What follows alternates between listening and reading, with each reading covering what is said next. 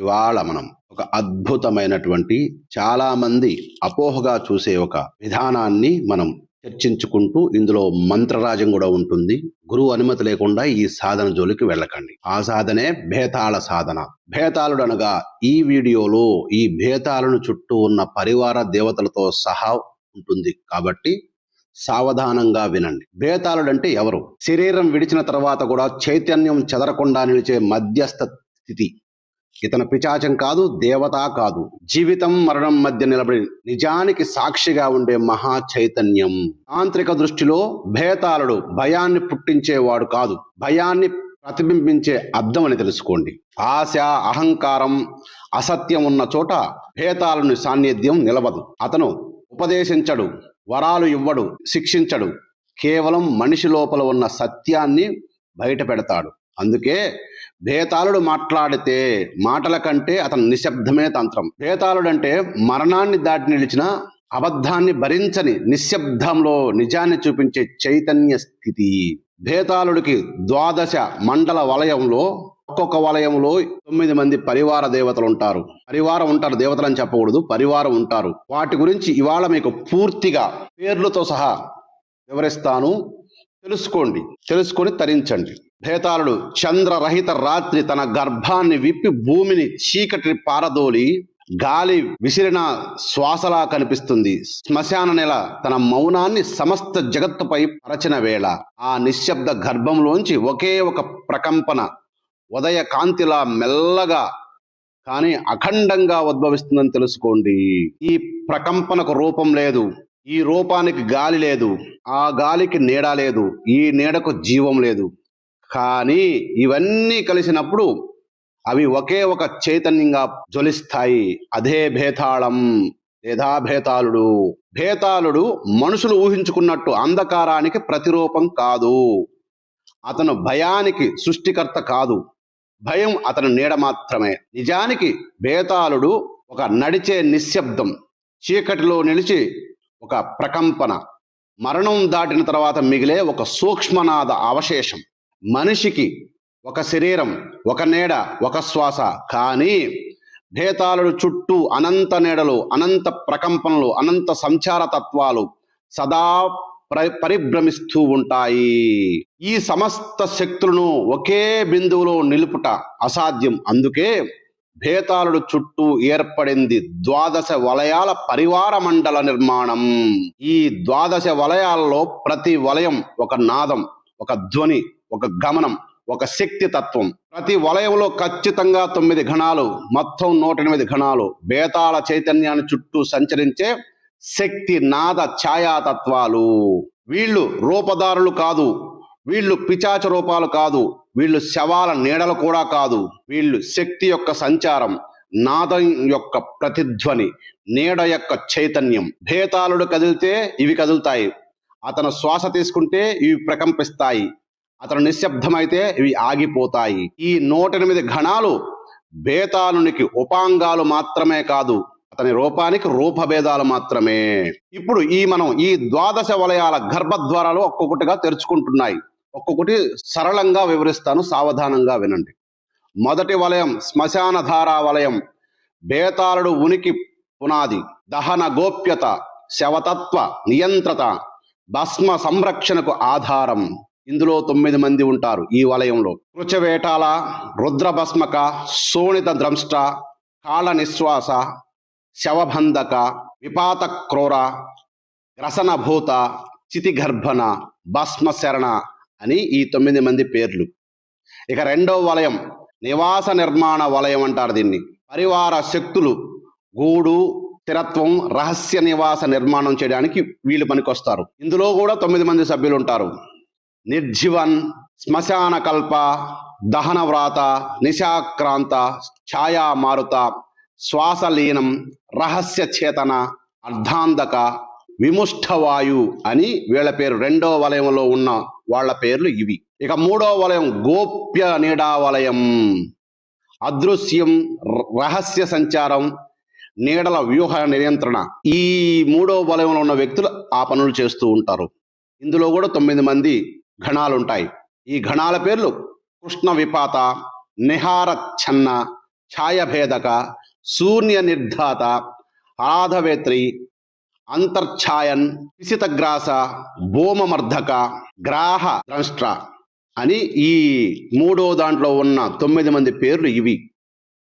ఇక 4వ వలయం ప్రేత సంగ్రహ వలయం అంటారు దీన్ని.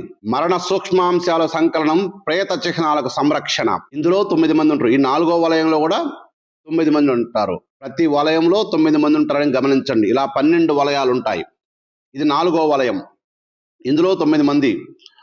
మృత్యుస్తంభక, నిశ్రవణ, పిచాచ కీర్తి, ప్రేత శ్రవస, శవదర్పణ, భూత సంపాత, రక్త పిసిత, గంధ ప్రేత, హరాసనాద అని 9 మంది గణాలు ఉంటారు ఇక్కడ. ఇక 5వ వలయం వాయు మరియు నాద వలయం.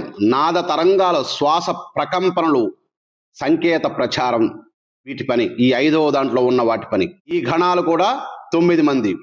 వీళ్ళ పేర్లు మర్మ వాయుస్రవ, గంధవిరుల్, నిశ్శబ్దచార, ఛాయా ప్రతిఘాతం, సూత్రవాయు, జఠర నిశ్వాస, వ్రాతనాద, చక్ర విమోచ, వాయుచరిత. ఈ 5వ వలయంలో ఉన్న గణాలు వీళ్ళు. ఇక 6వ వలయం శాంతి నిశ్శబ్ద వలయం. పరివార శక్తులు సమతుల్యం, నిశ్శబ్ద నియంత్రణ. ఈ 6వ వలయంలో ఉన్న వ్యక్తులు ఆ పని చేస్తారు, ఆ గణాలు ఆ పని చేస్తాయి.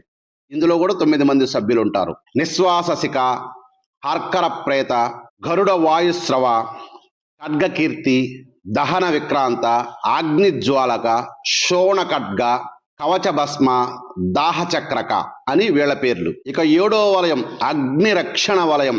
అగ్నితత్వ రక్షణ, బాహ్య ప్రమాద నివారణ. ఈ 7వ వలయంలో కూడా 9 మంది గణాలు ఉంటాయి. వీళ్ళ పేర్లు దగదగీతం, జ్వాలశోణ, దహనత్రాత, రవి ప్రహారి, నిత్యాతన శాఖ, అగ్ని మాత్రక, సంరక్షధాన్ లేదా రక్షసంధాని అని, క్షేత్రవేగం, మూలగ్రహణ అని 9 పేర్లు. ఈ 9 గణాలు. వీళ్ళు చేసే పని బాహ్య ప్రమాదాలు, భేతాళుడు తెలియకుండా ఎవరికన్నా కనిపించినా ఆ ప్రమాదాలను నివారించడానికి వీళ్ళు చేస్తూ ఉంటారు. ఇక కొందరు తెలియక 2-3 సార్లు 10 రోజుల్లో మంత్రం చెప్పించేసి ఆపేస్తుంటారు. అటువంటి వాళ్ళని రక్షణ ఇవ్వడానికి వీళ్ళు ఆ మంత్రశక్తిని ఆయన దాకా పోనేకుండా ఆపుతూ ఉంటారు. ఇక 8వ వలయం క్షేత్ర నియంత్రణ వలయం అంటారు. పరిధి స్థాపన, మార్గరక్షణ ఈ 8వ సభ్యులు చేసే పని. వీళ్ళ పేర్లు ప్రమూర్త, మర్మస్థిత, సంధాన వ్రేత, దుర్గ హవేత, శూల సంధి, శక్తి నిగ్రహ, విప్లవ వేత్రి, క్షేత్ర ఘర్షణ, పాళీనాథ అని ఈ 8వ వలయంలో ఉన్న గణాల పేర్లు ఇవి. ఈ 9వ వలయం అంధకార నీడ వలయం. లోతైన చీకటి, బాహ్య నీడలు, మౌన సంచారం. దాన్ని నిర్వహణ చేసేది ఈ 9వ వలయంలో ఉన్నటువంటి సభ్యులు. ఆ గణాలు పేర్లు అంధక శ్వాస, నీలఛాయ, చితిసన్నిధి, అంతర్మీలన, రాత్రి ప్రమళ, నిహార వేతాళ, చైతన్య గ్రాస, ఆత్మభ్రాత, నల్లవాం అని ఈ 9వ వలయంలో ఉన్నటువంటి ఈ గణాల పేర్లు ఇవి. ఇక 10వ వలయం నీడ ప్రసరణ వలయం అంటారు దీన్ని. నీడ ప్రవాహం, ఛాయా విస్తరణ ఇవి చేసే ఈ పనులు చేసే గణాలు 9. ఈ వలయంలో 9 గణాలు ఉంటాయని చెప్పున్నాను ముందే.